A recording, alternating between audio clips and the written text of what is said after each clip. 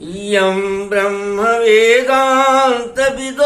वदन्ति परं प्रधानं पुरुषं तथान्ये विश्वोद्गते कारणम् ईश्वरं वा तस्मै नमो विघ्नविनाशनाय। हे गणपति देवता, आप विश्व के उद्भव के कारण हैं, आप विवेक हैं, आपके कला से संसार की रचना हो रही है। माता ने आपको आत्म तत्व के बाद आप ही को जिम्मेवार पर बनाया है कि बुद्धि कौशल से आप सृष्टि की रचना में सतत अपनी देख रेख में प्रयत्नशील रहें।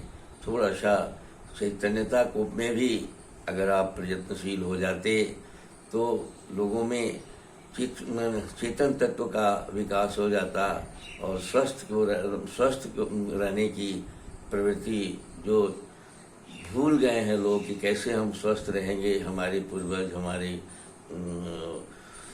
जंगली सभ्य जीवन के समय हमारे पूर्वज क्या संकल्प लिए थे, उस संकल्प को अगर थोड़ा सा याद माने कर लेते तो कठिनाई कहीं नहीं थी। बाकी विकसित होते रहते, विज्ञान से आकाश में उड़ते रहते, लेकिन स्वस्थ रहने के बिना कहीं सब कोई फीका है। कुछ भी ज्ञान विज्ञान हो जाए, कितना बड़ा आदमी बन जाए, लेकिन बीमार आदमी के लिए कुछ नहीं है। उस ऐसी स्थिति में सबको रोग मुक्त करने का प्रयास प्रेरणा दीजिए। और कर्म प्रधान आपने बनाया है सबको, इसलिए सब में जब तक खुद प्रेरणा आप नहीं दीजिएगा या खुद प्रेरणा नहीं उठेगी तो स्वस्थ होगा भी नहीं। इसलिए आप थोड़ी सी कृपा करें। आप मंगल मूर्ति हैं और मंगल के दायक भी हैं, यह मेरी प्रार्थना है। मैं श्याम बिहारी तिवारी वेद और आयुर्वेद का उपासक हूँ। मैंने इस कार्यक्रम को आपके सामने इसलिए मैंने प्रस्तुत किया कि जब मैं आयुर्वेद और वेद में और हमारे जो सभ्यता के विकास के क्रम में लगभग 64 कलाएं विकसित की गई थी। 64 कलाओं में सारी कलाओं को हम लोग भूल गए हैं और उसमें स्वस्थ रहने की कला के रूप में, जीवन कला के रूप में आयुर्वेद आया। आयुर्वेद का फोसिल जिंदा है आज, आयुर्वेद का शब्द जिंदा है, लेकिन आयुर्वेद के आधार पर जीवन शैली जो हमारे यहाँ निर्धारित की गई थी वो छूट गया है। अब जब हम आधार पर छोड़ दिए हैं और वही अनुभूत ज्ञान है, आप ये अभी का जो आहार की जो शैली है, बिहार की जो शैली है, वह टेस्ट ट्यूब में है, रिसर्च के में है। धीरे धीरे जहाँ से ही शुरू हुई है रिसर्च, हमारी पुरानी बातों को ही मानती चली जा रही है। इसके बावजूद भी हम थोड़ा सा सावधान हुए बिना पूरे देश के लोग, हम लोग में अधिकांश लोग बीमार की स्थिति में हैं। इसलिए मैं बार बार आपसे ये निवेदन करता हूँ कि आप जगें, आप अपने परंपरा को देखें, आप किताबें इत्यादि मैंने आयुर्वेद को में दिलचस्पी रखें। गांव घर में जड़ी बूटियों का जो चिकित्सा का जो विधा था उसको फिर से जागृत करें और जड़ी बूटियों से अपना संबंध जोड़ें।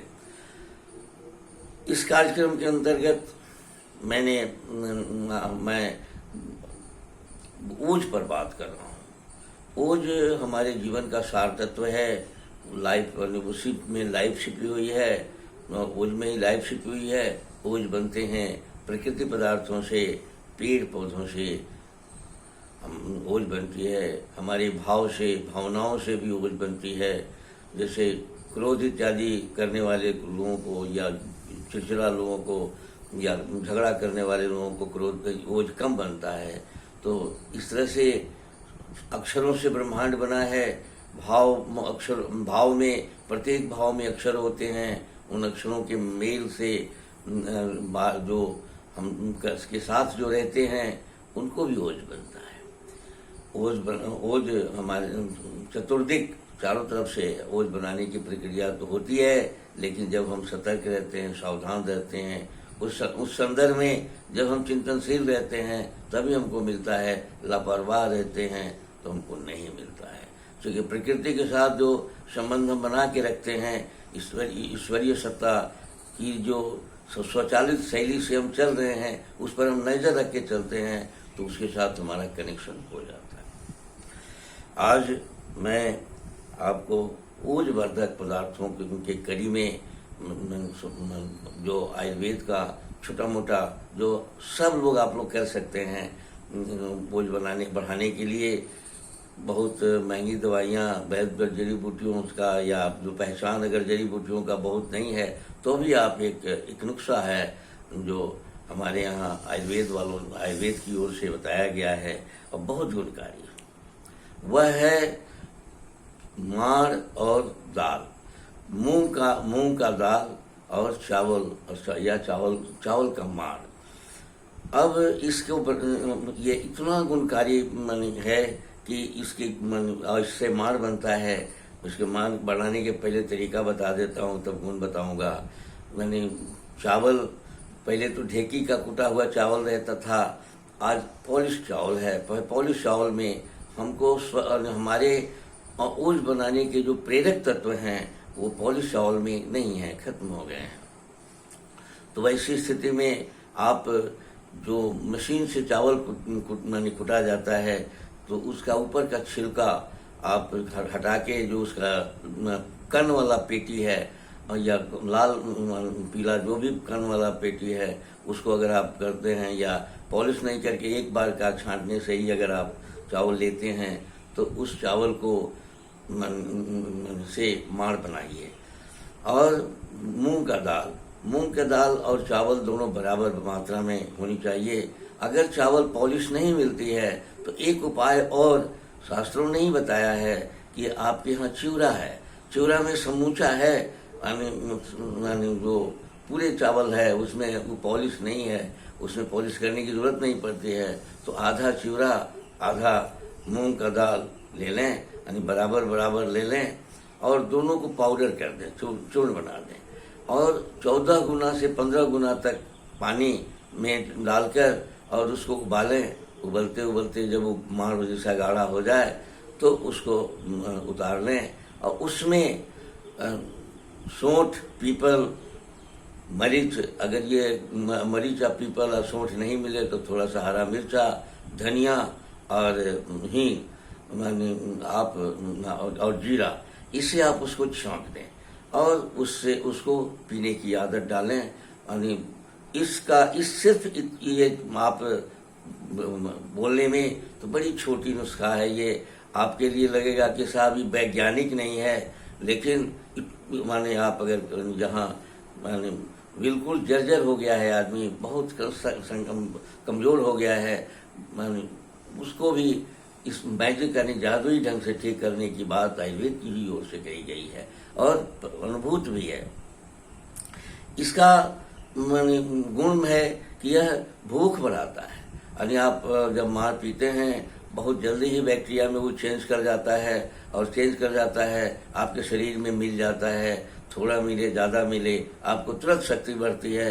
जैसे ही आप में शक्ति बढ़ती है आपका भूख भी बढ़ता है, आपको खाने की प्रवृत्ति भी बढ़ती है। ये बस्ती शोधक है। बस्ती शोधक है का मतलब वो क्या है कि पूरे शरीर की जो गंदगी निकालने के लिए जो व्यवस्था है हमारे आयुर्वेद में, पेशाब के माध्यम से, किडनी के माध्यम से, उसको ये बनाता भी है, शोधन भी करता है, सारी जहर को निकाल के बाहर भी करता है। तो आज के दिन ये बस्ती शोधक पदार्थ की बहुत ही आवश्यकता है। ये प्राण रक्षक है। प्राण रक्षक है मतलब कि आत्म तत्व को भी बनाता है, ओज को भी बनाता है और हमारे जो एंडोक्राइन की ग्रंथियों की जो अभावजन्य सारी बीमारियां हैं उनमें भी इसको अगर प्रयास किया जाए, टेस्ट करके देखा जाए तो उसको भी ये बनाता है और अनुभूत है, बनाता ही है।